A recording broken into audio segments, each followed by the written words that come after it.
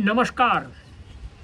मानव सभ्यता और शेष प्राणी नाम के इस चैनल पर आप सभी का मैं स्वागत करता हूं। इससे पहले मैंने आपको एक वीडियो भेजी थी जिसमें ये बताने का प्रयत्न किया था कि दो स्थान पर, किष्किंधा कांड में दो स्थान पर एक इस प्रकार का प्रकरण आता है जिस प्रकरण में ऐसा प्रतीत होता है कि विरोधाभास है। तो यदि कोई व्यक्ति विवेचनशील हो,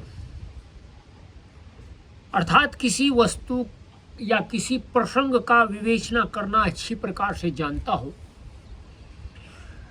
तो वह व्यक्ति उसको समझ सकता है। और जो व्यक्ति विवेचना करना नहीं जानता, प्रसंगानुकूल प्रकरण को समझना नहीं जानता, वह व्यक्ति उसको यही कहेगा कि इसमें विरोधाभास है।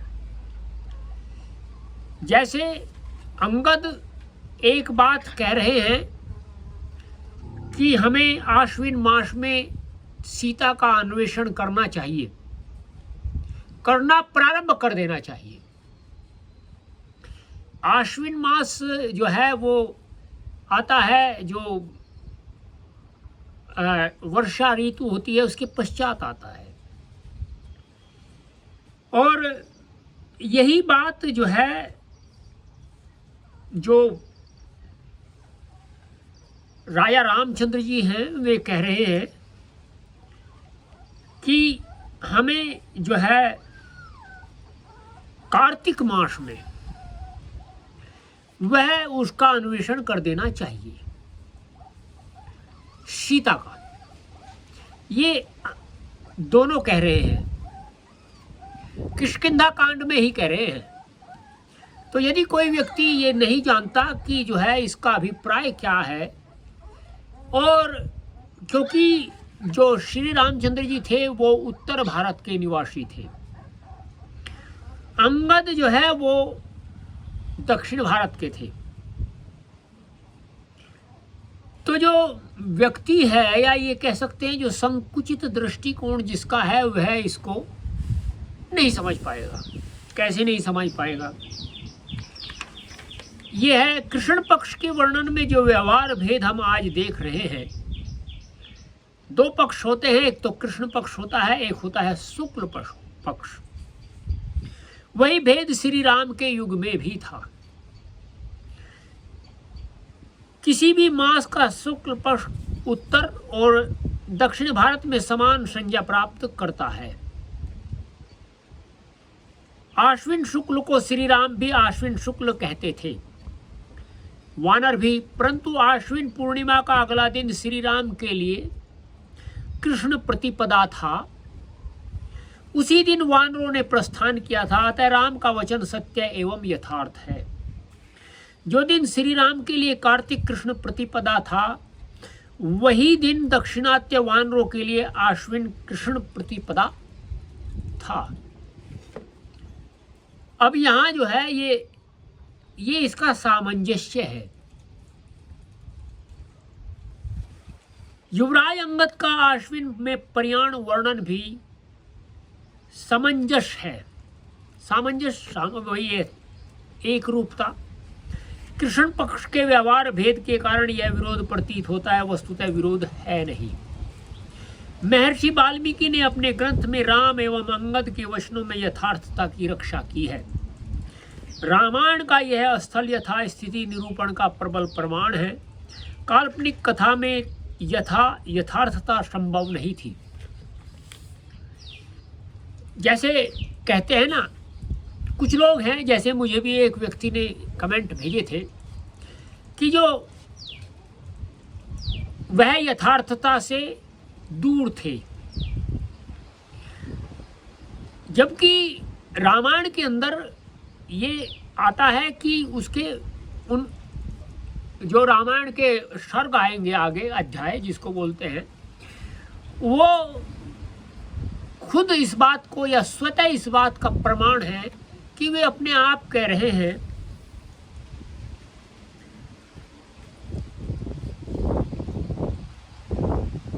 एक उदाहरण से मैं आपको स्पष्ट बताता हूं, जो शुक्ल पक्ष और कृष्ण पक्ष है। शिवरात्रि उत्तर और दक्षिण भारत में एक ही तिथि में होती है, परंतु हम उसे फाल्गुन कृष्ण में होना मानते हैं और दक्षिणात्य माघ कृष्ण में। व्रत सारे भारतवर्ष में एक ही दिन होता है, केवल संज्ञा का भेद है। संज्ञा कहते हैं नाम को। यही बात श्री राम और अंगद के वचनों में भी समझ लीजिए। रामायण के संबंध में अनेक भ्रांतियां और मिथ्या धारणाएं लोगों में प्रचलित है, बहुत सारी है। हमने रामायण के संबंध में होने वाली सभी शंकाओं का समाधान देने का प्रयत्न किया है। कुछ शंकाएं ऐसी है जिनका समाधान लिखा नहीं जा सकता, उनको जो है बताना ही उचित है। कैसे? अयोध्या की बनावट क्या थी? महर्षि वाल्मीकि ने अयोध्या की लंबाई 12 योजन और चौड़ाई 3 योजन लिखी है। अयोध्या की जो लंबाई थी उस समय वो 12 योजन थी और चौड़ाई 3 योजन। अयोध्या आयताकार क्यों बनाई गई थी? आजकल की भांति बना देते तो जो लंबाई जिसकी 12 होगी और 3 उसकी जो है चौड़ाई होगी तो वह आयताकार ही होगी। आयत में ये कहते हैं जिसकी दोनों भुजाएं समान ना हो, लंबाई कुछ और चौड़ाई कुछ। अयोध्या को यथा तथ्य वर्णन किया है, वही बनावट ठीक भी है। इस बनावट में दृष्टिकोण यह था कि प्रत्येक नागरिक को स्वच्छ वायु मिल सके। देखिए कितनी सुंदर। यदि उस समय किसी वस्तु का या ये कह सकते हैं किसी नगर का कुछ भी निर्माण होता था तो उस नगर से या उस निर्माण से किसी को कोई कठिनाई ना हो, इस प्रकार का वह निर्माण होता था। अयोध्या की चौड़ाई भी लंबाई के समान ही हो जाती तो नगर के प्रत्येक नागरिक के लिए नगर से बाहर आकर स्वच्छ एवं स्वास्थ्यप्रद वायु का सेवन करना कठिन हो जाता। नगर के केंद्र से किसी भी और अधिक से अधिक 1.5 योजन चलने पर प्रत्येक नागरिक बाहर निकलकर प्राकृतिक सौंदर्य का आनंद ले सकता था। तो जो चौड़ाई थी उसमें आप चौड़ाई में 1.5 योजन इधर चलिए तो बाहर निकल गए, प्राकृतिक वायु या ये कह सकते हैं कि शुद्ध स्वास्थ्यप्रद वायु ले लो। 1.5 योजन इधर चले तो आप जो है स्वास्थ्यप्रद वायु ले सकते हैं, तो और प्राकृतिक सौंदर्य का आनंद भी ले सकता था। तथा इसलिए अयोध्या की जो बनावट थी वह वैज्ञानिक थी। देखिए ये वैज्ञानिक तो थी। अब मैं आपको जो है इसके बाद में एक श्रेणी का निर्माण करूंगा। जो आज का भौतिक विज्ञान है वह कहाँ भटका हुआ है, और जो लोग आज के विज्ञान को साइंटिफिक मानते हैं या वैज्ञानिक मानते हैं, उनके समक्ष जो प्रश्न है वे उससे आगे नहीं बढ़ पा रहे हैं। आगे चलते हैं इसी में। अब जो है भरत जब रामचंद्र जी से मिलने के लिए जाते हैं तो अपने साथ में वो अपनी सेना को भी लेकर के जाते। क्यों जाते हैं? जिस समय भरत जी श्री राम को चित्रकूट से अयोध्या लाने के लिए गए तब वे अपने साथ एक बहुत बड़ी सेना भी ले गए। इस सेना के कारण गुहू और महर्षि भारद्वाज ने उन्हें शंका की दृष्टि से देखा। लक्ष्मण ने भी यही समझा कि भरत हमारा काम तमाम करने आ रहा है। प्रश्न उत्पन्न होता है कि जिस सेना के कारण सभी शंकित हुए, भरत जी को उस सेना को ले जाने की आवश्यकता क्या थी? भरत जी राज्य पर श्री राम का अधिकार समझते थे। वाह! भरत का जो चरित्र है वह वास्तव में अनुकरणीय है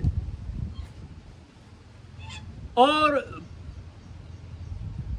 भरत एक महान विभूति थे इस धरातल की। उस राज्य को शीघ्र श्री राम को सौंपना चाहते थे। भरत जी का विचार यह था कि मैं अनुनय और विनय के द्वारा उन्हें वापस लेने के लिए सहमत कर लूंगा, अर्थात श्री रामचंद्र जी को मैं सहमत कर लूंगा। यदि श्री राम सहमत हो जाते तो चित्रकूट में ही श्री राम का राज्याभिषेक हो जाता। कितनी सुंदर बात है। राज्याभिषेक करने के लिए पुरोहित की आवश्यकता होती, अतः भरत जी वशिष्ठ जी को अपने साथ ले गए थे। जब श्री राम का राज तिलक होता तब सेना द्वारा सलामी दी जाती, इसलिए भरत जी सेना को भी साथ ले गए थे। कितनी सुंदर बात है। भरत ने अपना राज्याभिषेक नहीं कराया।